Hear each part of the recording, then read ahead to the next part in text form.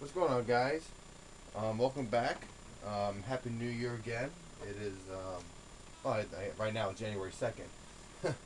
Anyway, um, well, I first got to say, for the past video I've done, the last runs of 2010, you guys, had the greatest comments I think ever received, and the great comments were on my weathering and my realism on the weathering, which I was absolutely, I don't know, I can't explain, guys. I was really, really, really surprised, really happy to receive those comments. I really can't explain the feeling I got when I received that. Thank you again. Now, my buddy Nick, Golden Creek Valley Railroad, he wanted to know how we weather my engines, and so I'm going to give just a thought out on how I weather, what I use, and how weathering benefits. And I'm going to probably do a couple of rolling stock for you guys tonight. So this will be part one of rolling stock, and later on, I'll get an engine, and I'll do another video on the engine, another video on the grain hopper cars. So I'll give you what I do and how you can do it, and very easy to do and very cheap. Alright, so let's get started. The materials I have here: flat brown, okay, this is from Behr, okay, Ultra's color sample, I believe deep base brown. I'll give you guys the number. This is from like the Oops paint from Home Depot for like $1 I got it for. I can't go wrong with that. I use this for all my track and all of my rolling stock and engines. Awesome thing. Awesome. Next is the Testors all-purpose dull coat. Okay, it's a flat clear lacquer, which makes it, all you shiny manufactured trains from toy trains are really nice and flat, and don't worry about that shiny look. Okay, now we have pastels, and that's one of the I guess the magic part of it: black, brown, and white. Okay, and a paintbrush. And if I could find it, I think I have it in the toolbox. Yes, I do. Always have a toolbox, guys. I have this big thing here, and to shave the pastels. Okay, so I'll show you what Nick, I did some other buds here on how I weather this locomotive. I also did a video about close to almost a year ago on inspiration shots. If you look on a new weathered engine or weather CSX AC 6000, again, it's the CSX AC 6000. This locomotive is a real locomotive. I've seen it go by a couple of times on the river line myself. I took a picture of it. Not a great picture, but a picture of it. And so I wanted to look like it's been at work on the layout. Again, it gives character. So let's go ahead and what I did here. Okay, I used the brown paint on this, just enough, and I'll show you that later on the trucks. Brown paint on the wheels. Okay, I took the trucks off, and that's how we do it. You don't have to do it. All right, if you're scared to do it, don't worry about it. Don't do it. Not gonna, you don't want to get it ruined. All the fans, we'll get a thing of black. Okay, this is not as dark as I want it to be, but it's good enough because the pictures I look for, I don't really want to be pitch black. Other engines, I'll maybe make it even more black than it is. The stacks get black. Some soot up here on the roof, which I'll give you. Okay, you got the roof. Alright, so let's get to the front locomotive.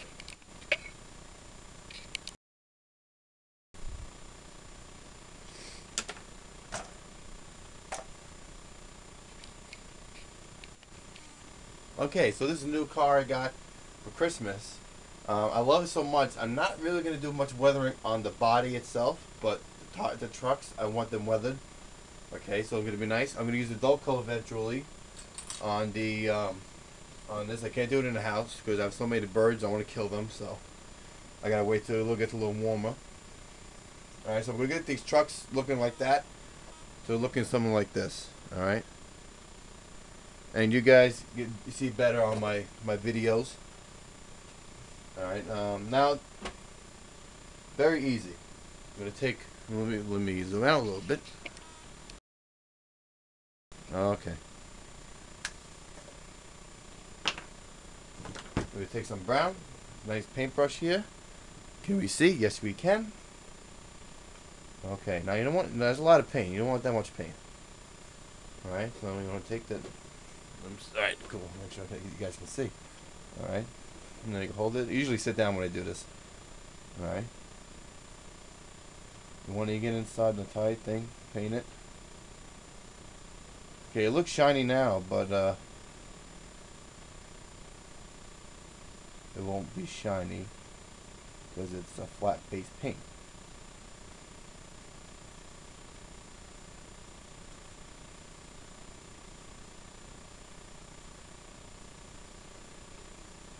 Underneath the side.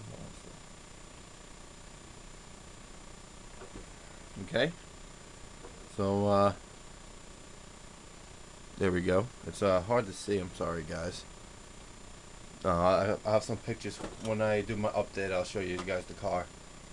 All right. So let me finish these wheels, and we'll get set on the the trucks, and then we'll do the wheels. Okay. So I have the trucks done on this side. Now the wheels. The wheels, I keep them on. You can take them off if you want to. Sometimes they're hard to get off, and you don't want to force it to break the trucks or the wheels itself. So what I do is this little trick here. Sorry guys, trying to get a little close here. Give me 1 second. Try, bad angle.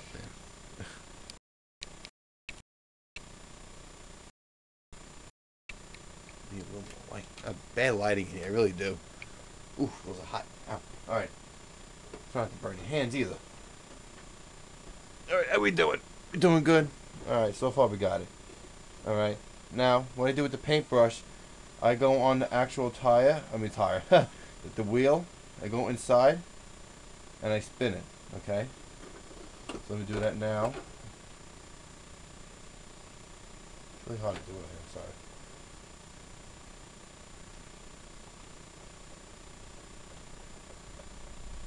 You spin it till all the paint goes on inside of it.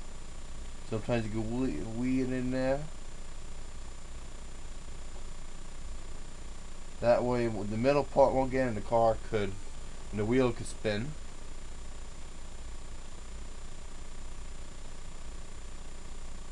You could use a thinner paintbrush too if you like. Go to Michael's, very cheap wheels. Paintbrushes. Sorry, it's really late at night. I ate too much. Really stuffed. I'm sorry. Alright. Get in there. A little more paint on this. Stiffen it up a little more. You paintbrush a little too big here, this one, so get a small one. We'll use this type. You want them on the rims a little bit here and stuff. Yeah, you want the rims. So like I said, just take it in there and spin it around until you get them done. Okay. So when we do the other wheel, we get started on the pastel. Okie dokie. So we got the wheels done. Okay. All the wheels are done now. Now let those dry a little bit. So let me just let those dry for a second. I'll show you a couple things here. There's so many, guys on YouTube and out there have weather trains in it. Absolutely gorgeous stuff. Again, weathering brings character. It really brings character to your trains. You don't have to weather every single color you have. I don't. I do dull coat them, and it really, gives it that what just came out of the shop. It's not really new, So now for my buddy Nick here, GoldenCreekValleyRR. His inspiration, just like mine, is Rich Batista's railroad, Black Diamond Railway, and I'm trying to find. He has his second DVD that came out on his expansion. It also shows how he weathers, and that's one of the great. So I'm trying to find it here. Great weathering tips he could give on his DVD now. That looks pretty sick, you know. Look at that. You know, he uses airbrush and pastels and paint. He uses all the techniques, you know, especially for his video, for the videos and stuff. You know, I mean, that's the front cover. That's his Y6B. You know, used to be nice shiny black. Not anymore. There's another one here. I think it's from December. No, November 2010. Classic Toy Trains. And it's another favorite of mine. Where did he go? Somewhere in here. Here he is. Norm Chabonneau. Okay. His gorgeous layout. Now you can find this on TM Books and Videos, Lionel Nation Part 2. Fantastic video. Shows his entire layout, how he weathers stuff. Oh, it's great. Actually, to show how he weathers, it's in Lionel Nation Part 4, I believe. 304. I believe it's 4. Alright, so this is done. Now this is the fun part. This, I like this part. You could use the same brush, you know. Dry it up a little bit. The reason why you want a little damp for the pastels. You can use water if you want. Traditional water on here. You know, you want it dry. So I'm gonna scrape.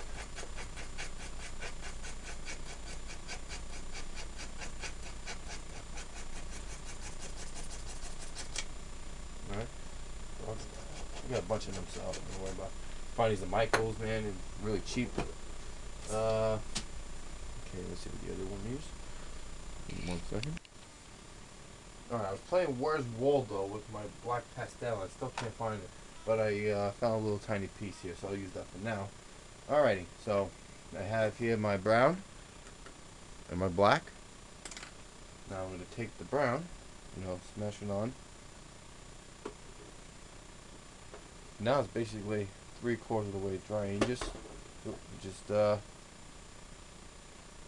it on here.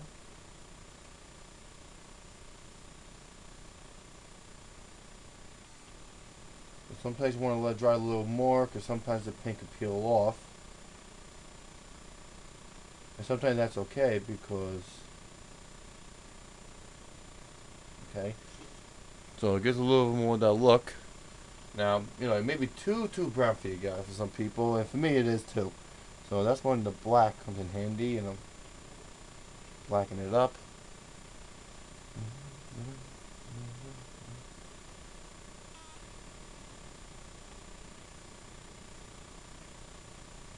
You know, it dulls the black a little bit, which is cool.